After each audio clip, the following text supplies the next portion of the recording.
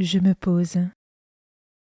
Je m'installe avec soin dans une position qui me permet d'être à l'aise plusieurs minutes. Je ferme les yeux.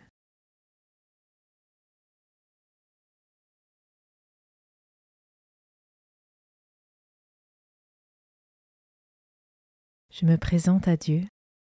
Je lui dis mon désir de lui consacrer ce temps et j'invoque l'Esprit Saint pour qu'il m'envoie son soutien.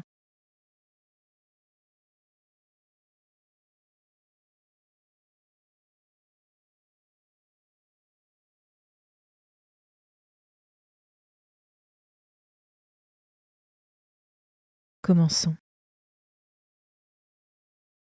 Évangile de Jésus-Christ selon saint Marc, chapitre 6, versets 14 à 29. En ce temps-là, comme le nom de Jésus devenait célèbre, le roi Hérode en entendit parler. On disait: c'est Jean, celui qui baptisait, il est ressuscité d'entre les morts, et voilà pourquoi des miracles se réalisent par lui. Certains disaient: c'est le prophète Élie. D'autres disaient encore: c'est un prophète comme ceux de jadis. Hérode entendait ces propos et disait: celui que j'ai fait décapiter, Jean, le voilà ressuscité. Car c'était lui, Hérode, qui avait donné l'ordre d'arrêter Jean et de l'enchaîner dans la prison à cause d'Hérodiade, la femme de son frère Philippe, que lui-même avait prise pour épouse. En effet, Jean lui disait: tu n'as pas le droit de prendre la femme de ton frère. Hérodiade en voulait donc à Jean, et elle cherchait à le faire mourir. Mais elle n'y arrivait pas parce que Hérode avait peur de Jean. Il savait que c'était un homme juste et saint, et il le protégeait. Quand il l'avait entendu, il était très embarrassé. Cependant, il l'écoutait avec plaisir.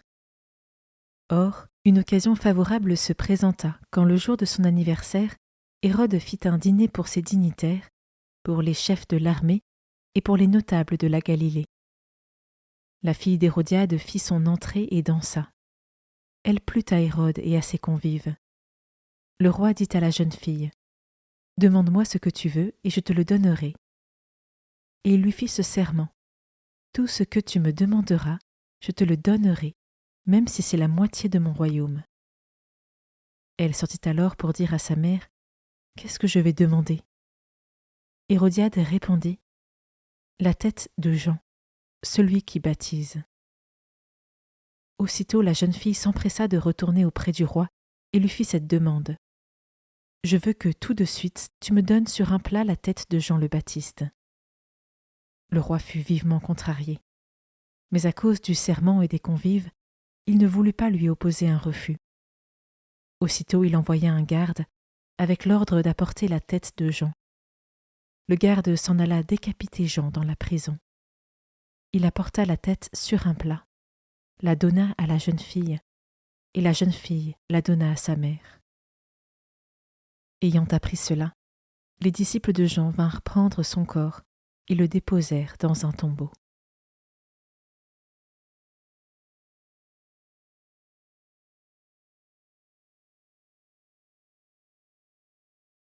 Je commence par méditer ce verset. Car c'était lui, Hérode, qui avait donné l'ordre d'arrêter Jean et de l'enchaîner dans la prison à cause d'Hérodiade, la femme de son frère Philippe, que lui-même avait prise pour épouse. En effet, Jean lui disait: « Tu n'as pas le droit de prendre la femme de ton frère. »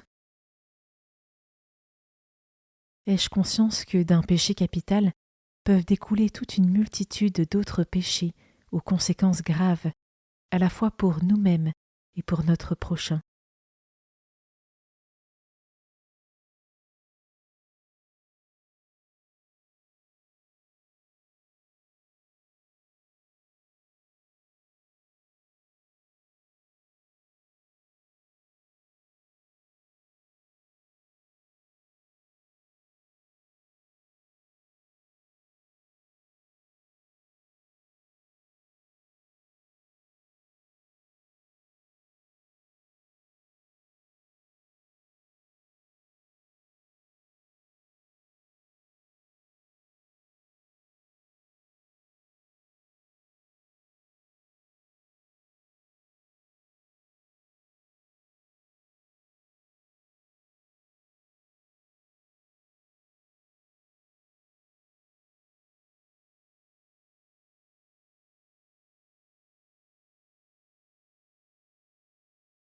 Je peux maintenant m'arrêter sur cet autre verset.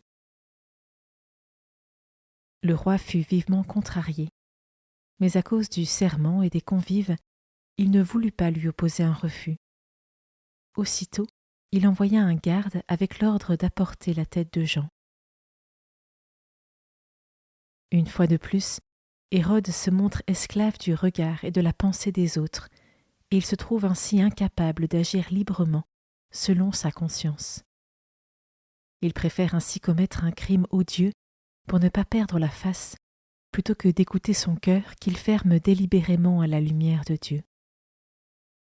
Face au dilemme que je rencontre au quotidien, comment est-ce que j'éveille ma conscience pour rester vigilant, afin de ne pas fermer mon cœur à Dieu lorsque je ressens des pressions extérieures?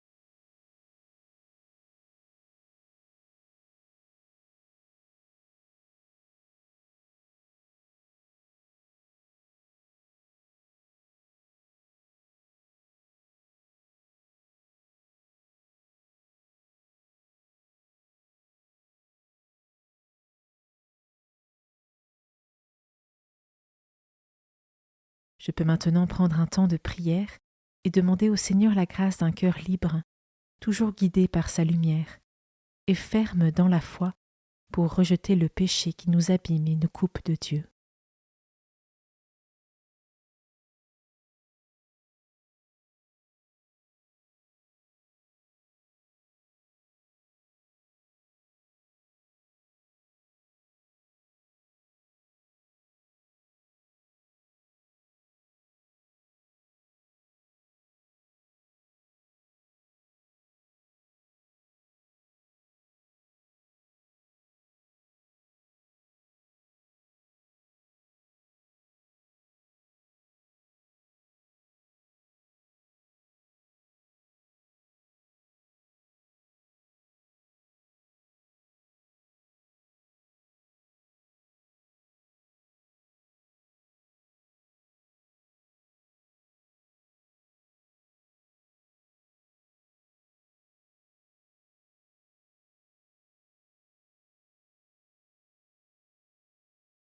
Je prends le temps de conclure ma méditation en remerciant Dieu pour sa présence et sa parole.